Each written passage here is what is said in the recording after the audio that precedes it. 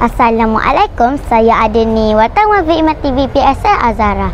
Selamat datang ke saluran digital kami V-Iman TV PSI Azhara. Hari ini, Khamis 10 April 2025, sedang berlangsungnya majlis sambutan Hari Raya SK Seri Iman bertemakan meriahnya Aidilfitri terpahat di hati. Mari kita ikuti aktiviti dan pengisian majlis hari ini. Teruskan bersama.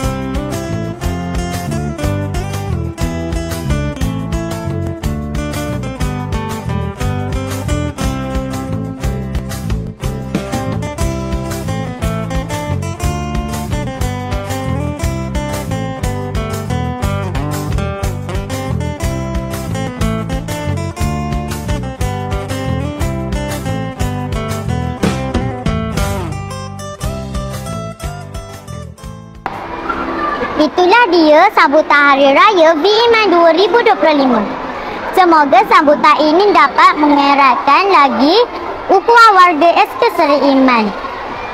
Cawan datang berakhir puasa, takbir bergema menggegar jiwa. Sekiranya ada salah dan dosa, ampun dipinta, bersihkan jiwa. Sekian sahaja daripada saya, Adeni Izara, wartawan V-Iman TV PSI Azhara. Jangan lupa like, share and subscribe saluran digital kami V-Iman TV PSI Azhara. Jumpa lagi, bye.